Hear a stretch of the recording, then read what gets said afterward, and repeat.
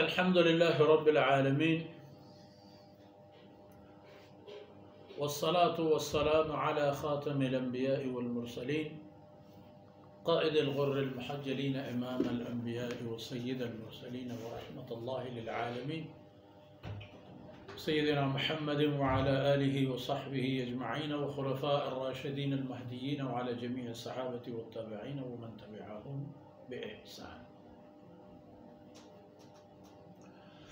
أعوذ بالله من الشيطان الرجيم. بسم الله الرحمن الرحيم.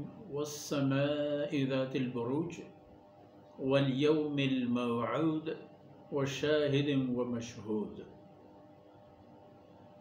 سبحانك لا علم لنا إلا ما علمتنا إنك أنت العليم الحكيم. رب اشرح لي صدري ويسر لي أمري واحلل عقدة من لساني يفقه قولي واجعل لي وزيرا من أهلي رب زدني علما وارزقني فهما. ثم أما بعد. سورہ بروج قرآن کریم کی مکی سورتوں میں سے ایک سورت ہے اور اس سورہ مبارکہ میں بھی آخرت، وحدانیت الہی اور حساب و کتاب کی باتیں ہوں گی. اور اس سورہ مبارکہ میں ایسی باتیں بھی ہیں جو یہ بتاتی ہیں کہ اللہ رب العزت کی وحدانیت والی عقیدہ، توحیدی عقیدہ اللہ کے بارے میں، یہ اگر مشقت طلب بھی ہو تب بھی اس پر انسان کو جمے رہنا پڑے گا. اور اس کی مثال بھی موجود ہے قرآن کریم میں، جن پر انشاءاللہ اس کے موقع پر کچھ عرض کرنے کی سعادت حاصل کریں گے. والسماء ذات البروج. اللہ رب العزت سوگند ذکر فرماتے ہیں اپنی ذات سے متعلق کہ مجھے سوگند ہے آسمان کی جس کے بہت سارے بروج ہیں، بہت سارے برج ہیں. برج کو چاہے جس معنی میں لے لو، آسمان اور کائنات میں وہ چیزیں ہیں. اگر برج کا جمع قرار دے کر اس سے مقصد ستارے ہوں تب بھی اللہ کی شان دیکھیں. اور ویسے بھی اصولی طور پر انسان کو یہ بات بڑی شدت سے دکھائی دیتی ہے کہ دیکھو اس کائنات میں موجودات میں سے ایک ذرہ کے برابر سے بھی کم ہے انسان کے حیثیت، وجود بھی، حیثیت بھی.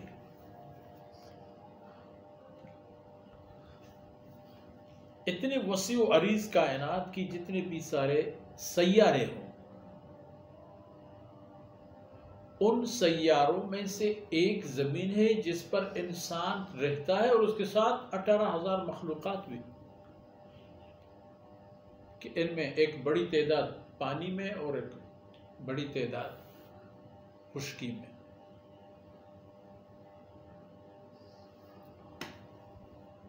آسمان کی سوگند جو ستاروں والے،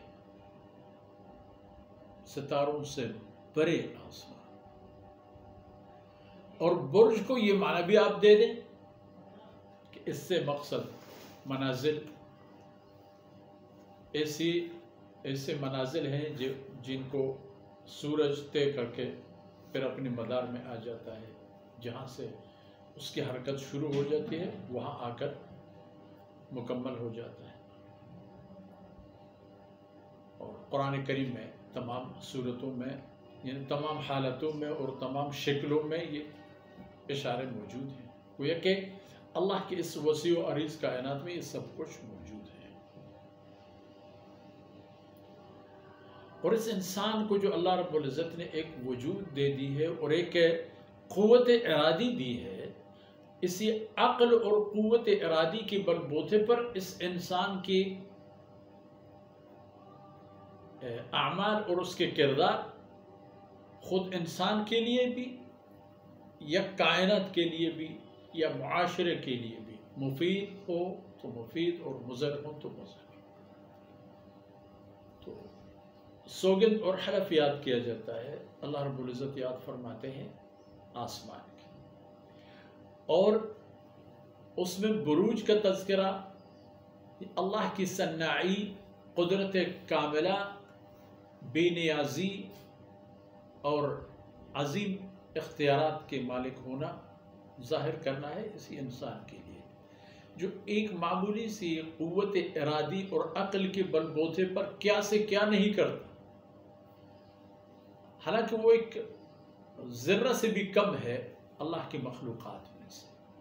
چلو لیکن سمجھ جاؤ انسان اپنے آپ. والیوم الموعود، اور سوگند ہے قیامت کے دن کا، اس دن کی جس کا وعدہ دیا گیا ہے وہ تو آ رہا ہے. اور معاملہ ایسا ہے کہ وہ بھی آ رہا ہے اور آپ بھی جا رہے ہیں. ایسا لگ رہا ہے کہ جا کر مل جاتے ہیں.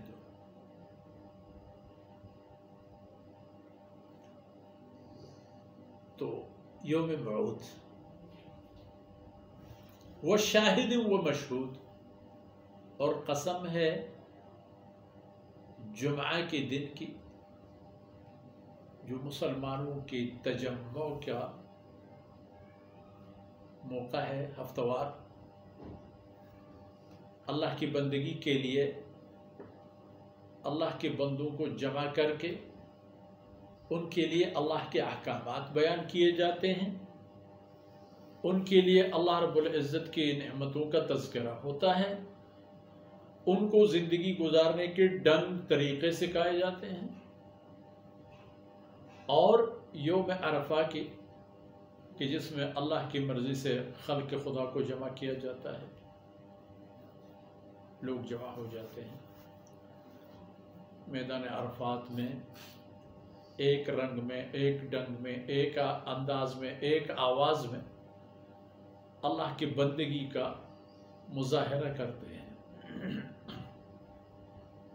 اللہ رب العزت کی وحدانیت کا مظاہرہ کر لیتے ہیں، اللہ رب العزت کی عظمت اور با اختیار ہونے کی بولی بولتے ہیں، نعرے لگاتے پھرتے ہیں، اللہ اکبر کبیرا الحمدللہ کثیرا لبیک اللہم لبیک لبیک وغیرہ، یہی الفاظ. یاد رکھیے کہ اس سورہ مبارکہ میں بھی وہی اللہ رب العزت کی توحید اور اس کے اختیارات کا ایک منظر. آپ ان بروج کو دیکھیں، ان برجوں کو دیکھیں، ستاروں کو دیکھیں، راستوں کو دیکھیں آسمانی، اور آسمان میں موجود سیارات کو دیکھیں جن کے اپنی ایک وجود اور ایک تشخص ہے، ان کو دیکھ لیں اور پھر اپنے آپ کو دیکھ لیں. اللہ رب العزت کے لیے کون سا مشکل ہے اس انسان کو سنبھالنا، کھلانا پلانا اور اس کو اپنی گرفت میں لے لینا، موقع پر زندگی دینا، روزی دینا، موت دینا اور دوبارہ اٹھا کے حساب کتاب کر لینا.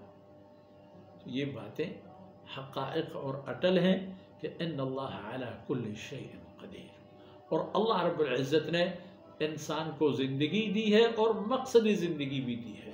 اور قرآن کریم کی آیتوں میں، مکی صورتوں میں آخرت کے متعلق یقین کے ساتھ ساتھ دنیاوی اعتبار میں اہم ترین آغاز وہ اللہ کی وحدانیت سے کرایا جاتا ہے. انسان کو موحد ہونا ہوگا، اللہ کے بارے میں عقیدہ ایسے رکھنا کہ بس اختیارات جس طرح اللہ کے ہیں اسی طرح ہمارا ایمان ہونا چاہیے. سمجھ سوچ کے بعد اگر انسان دیکھے تو اللہ کے علاوہ کوئی مقتدر اور با اختیار نہیں ہے. تو یہی عقیدہ اور اس عقیدے کے مطابق زندگی گزارنا اور آخرت سے متعلق یقین اور یقین کا عملی مظاہرہ ہم اپنے اعمال صالحہ اور اپنے اوپر اللہ کے احکامات کی گرفت کی صورت میں اپنے آپ کو بھی دکھائیں گے اور اپنے معاشرے کو اس کی تبلیغ بھی کر سکیں گے. آج کی نشست ان باتوں کے ساتھ ہی اختتام پذیر ہوتا ہے. اللہ رب العزت کمی بیشی معاف فرمائے اور ہمیں صراط مستقیم پر ثابت قدم رکھے. وصلی اللہ علی نبینا محمد وعلی آلہ وصحبہ